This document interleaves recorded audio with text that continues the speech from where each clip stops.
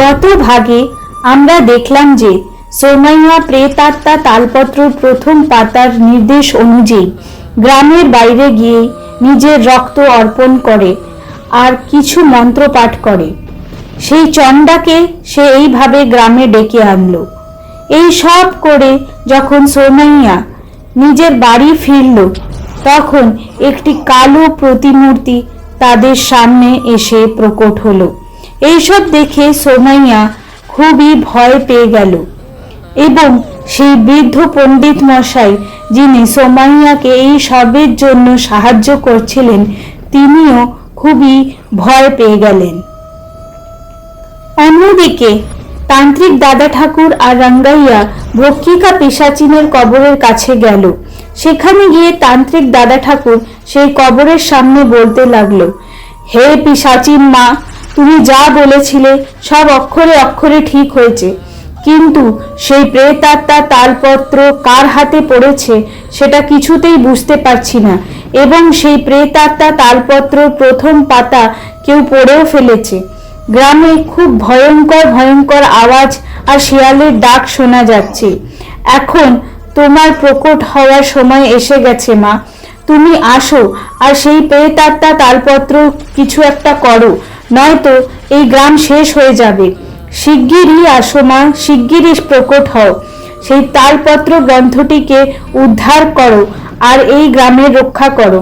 আমি এক্ষুনি আমার বাড়িতে গিয়ে কিছু মন্ত্র দণ্ড করে এই গ্রামের চারিদিকে একটা সুরক্ষা রেখা তৈরি করার জোগাড় করছি। তুমি আবার জন্ম নাও আর এই গ্রামে রক্ষা করো মা, রক্ষা করো। এখন এই গ্রামের লোকেদের জীবন তোমারই হাতে আছে মা। এই সব দেখে রাঙ্গাইয়া খুবই ঘাবড়ে গেল আর তান্ত্রিক দাদা ঠাকুরকে সে বলতে লাগলো, দাদু, এসব কি সব হচ্ছে? গ্রামে একই এতগুলো ভূত প্রেত আর পেশাচ ঘুরে বেড়াচ্ছে, তার মধ্যে তুমি এই ভক্ষিকা পিশাচিনকে আবার নেমন্তন্ন করে ডাকছো? কিছুই বুঝতে পারছি না। তখন তান্ত্রিক দাদা ঠাকুর বলে উঠলেন, শোনো নাতি, তুমি কিছুই জানো না। এই ভক্ষিকা পিশাচিন কে তুমি কিচ্ছু জানো না। আসলে এর জন্ম তোমার সাথেই হয়েছিল। আমি পুরো গল্পটা তোমাকে পরে বলবো। এখন তুমি বাড়ি চলো আর সেখানে গিয়ে আমি যে মন্ত্রদণ্ড দেব সেটা নিয়ে পুরো গ্রামে ঘোরাও। এরকম করলে এই গ্রামে যে তালপত্র গ্রন্থটির জন্য ভূত প্রেত পিশাচগুলো ঘুরে বেড়াচ্ছে তারা আর গ্রামে প্রবেশ করতে পারবে না। আমাদের হাতে আর বেশি সময় নেই নাতি, শিগগিরই আমাদের এই সব কাজগুলো সেরে ফেলতে হবে। এই বলে তারা দুজনে তান্ত্রিক দাদুর বাড়িতে গিয়ে পূজা পাঠ শুরু করলো। অন্যদিকে সোমাইয়া সেই তালপত্র গ্রন্থটি দ্বিতীয় পাতা পড়া শুরু করলো। তাদের সামনে সে কালো প্রতিমূর্তিটি বসেছিল। সেই একইভাবে সোমাইয়া একটু একটু করে নিজের রক্ত অর্পণ করতে লাগলো এবং তালপত্র গ্রন্থটির দ্বিতীয় পাতা পড়তে লাগলো। তার মধ্যেও কিছু মন্ত্র লেখা ছিল।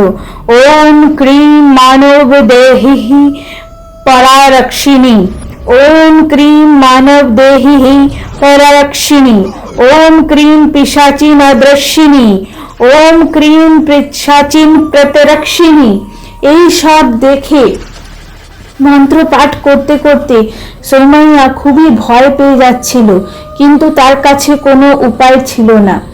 মন্ত্র পাঠ করতে করতে সোমাইয়া ভয়ে ভয়ে বলতে লাগলো, আরে এসব কি হচ্ছে? এই দ্বিতীয় পাতায় এমন কি লেখা আছে? গত পাতায় যা লেখা ছিল সেটা খুবই ভয়াবহ ছিল। এইবার কি আমার মাথাটাই কাটা যাবে? আমাকে ঠিক করে বলুন পণ্ডিত মশাই, কি হচ্ছেটা কি?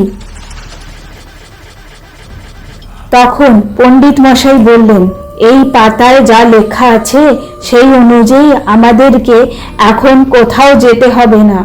আমরা যে মন্ত্র পাঠ করেছি তার অনুযায়ী গত পাঠে যে চণ্ডা গ্রামে প্রবেশ করেছিল তার পাশে আরো 3 জন পিশাচকে ডাকার জন্য মন্ত্র পাঠ করা হয়েছে, আর আমাদের চারিপাশে একটি রক্তের রেখাও তৈরি হয়ে যাবে আর এই প্রদীপটাও নিভে যাবে।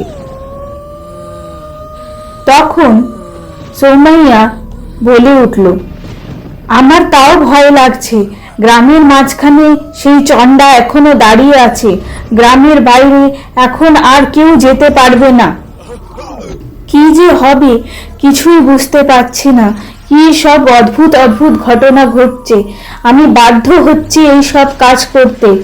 সত্যি জানুন পণ্ডিত মশাই, আমার একদম ইচ্ছা নেই এই সব কিছু করার, কিন্তু বিশ্বাস করুন আমি কি করব, বাধ্য হয়েই আমাকে এই সব কাজ করতে হচ্ছে।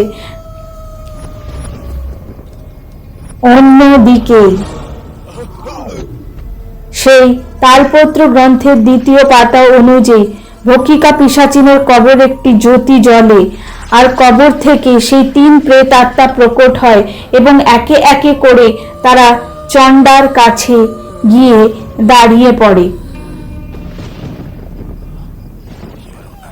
অন্যদিকে তান্ত্রিক দাদা ঠাকুর একটি যজ্ঞ করেন এবং সে ভক্ষিকা পিশাচিনকে ডাকতে থাকেন, হে মা, তুমি তাড়াতাড়ি প্রকট হও মা। সেই প্রেত আত্মা তালপত্র গ্রন্থটি কোথায় আছে সেটা খুঁজে বার করো, নয়তো গ্রামে ভূত প্রেত আর পিশাচরা সব গ্রামবাসীদেরকে একে একে করে মেরে ফেলবে। এখন তোমারই ওপর সব কিছু আছে মা, তোমারই ওপর সব কিছু আছে। কিছু একটা করো মা, এই গ্রামের লোকেদের রক্ষা করো। সেই প্রেতাত্মা তালপত্র খুলে গেছে, তুমি তো সবটাই জানো মা। এখন তুমি আমাদের রক্ষাকর্তা, তুমি আমাদের সকলকে বাঁচাবে। এই কথা বলতে না বলতে সেই হবন কুণ্ড থেকে একটি মায়াবাণী শোনা গেল। সেই মায়াবাণী বলতে লাগলো, তান্ত্রিক দাদা ঠাকুরকে আমার প্রণাম। সেই তালপত্র গ্রন্থটি কারুর হাতেও পড়ে গেছে। তার প্রথম পাতা অনুযায়ী চণ্ডার আবির্ভাব হয়েছে, আর দ্বিতীয় পত্র পড়ার পরে 3টে প্রেতাত্মার প্রতিরূপ প্রকট হয়ে সেই চণ্ডার পাশে দাঁড়িয়ে গেছে। এখনো তাদের পুরোপুরি শক্তি পেতে এবং প্রাণ প্রতিষ্ঠা হতে 24 ঘন্টা সময় আছে। এর মধ্যেই আমাদেরকে কিছু করতে হবে। যদি আমরা কিছু না করতে পারি তাহলে 24 ঘন্টা পরই এই প্রেতাত্মাগুলোর মধ্যে প্রাণ প্রতিষ্ঠা হয়ে যাবে, আর তারপরই তারা একে একে সমস্ত গ্রামবাসীদেরকে শেষ করে ফেলবে। এর মধ্যে আমি সেই তালপত্র গ্রন্থটি খোঁজার চেষ্টা করছি। আমাদেরকে কিছু করেও সেই তালপত্র গ্রন্থটির 3য় পাতা পড়তে থামাতে হবে, নয়তো সমস্ত ভূত প্রেত আর পিশাচরা এই গ্রামের লোকেদের একে একে মেরে ফেলবে, তাদের প্রাণ নিয়ে নেবে। এখন আমি যা বলছি তাই করতে হবে। প্রত্যেক অমাবস্যার যেই পূজার বিধিবিধান হয় সেই অনুযায়ী আমাদেরকে পূজা চালিয়ে যেতে হবে, তবেই এই গ্রামের রক্ষা হতে পারে। সেই মায়াবাণী ঠিক একইভাবে এই কথাগুলো বলে চলেছিল। এই কথা বলতে না বলতেই একটি ছোট্ট প্রতিরূপ হবন কুণ্ডর পাশে প্রকট হলো। সে খুব জোরে জোরে বলতে লাগলো, হি হি হি হি হি হি হি হি হি হি হি হি হি। আমি সেই তালপত্র গ্রন্থ খুঁজে আনার চেষ্টা করছি। আমি তোমাকে সাহায্য করব দাদা ঠাকুর, আমি এই গ্রামবাসীদের প্রাণ বাঁচাতে তোমার সাহায্য করব। এই সব কথা শুনে দাদা ঠাকুর রঙ্গাইয়াকে বলল, নাতি তুমি এখানেই থাকো, আর যেই মন্ত্রদণ্ড আমি তোমাকে দিয়েছি সেটা রক্ষা করো। আমি এটাকে লুকিয়ে রেখেছি, সেটা তুমিই জানো। আর অনেক লোক আসবে এর ব্যাপারে জিজ্ঞেস করতে, অনেক ভয়াবহ আওয়াজও শুনতে পারবে, কিন্তু তুমি একদম ভয় পাবে না আর একদম ঘাবড়াবে না। কাউকে এই মন্ত্রদণ্ডের ব্যাপারে বলবে না, এখানে থেকে এর রক্ষা করো। ততক্ষণ আমি বাইরে গিয়ে দেখি সেই তালপত্র গ্রন্থটি কোথায় আছে। এই বলে তান্ত্রিক দাদা ঠাকুর সেই ছোট্ট প্রতিরূপটির সাথে গ্রামের দিকে বেরিয়ে পড়লেন সেই মায়াবী তালপত্রকে খুঁজতে। তান্ত্রিক দাদা ঠাকুরকে এভাবে এগিয়ে যেতে দেখে গ্রামের মুখিয়া তার পেছন ধরল। পেছনে যেতে যেতে সে সেই ভক্ষিকা পিশাচিনের কবরের কাছে এলো। সেই কবরের কাছে আসতে না আসতেই দুটো কাটা আঙুল এসে তার গলা টিপে ধরলো।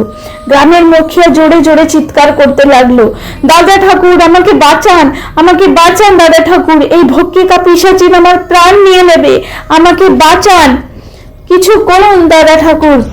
তখন তান্ত্রিক দাদা ঠাকুর বলে উঠলেন, তোদের মতন দুষ্ট মানুষদের ভক্ষিকা পিশাচিনের বলি চড়ে যাওয়াই ভালো।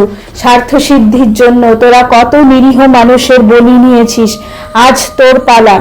সেই প্রেতাত্মা তালপত্র জোগাড় করার জন্য, সেই শক্তিকে ভুল কাজে ব্যবহার করার জন্য তুই কত নিরীহ লোককে মেরে ফেলেছিস।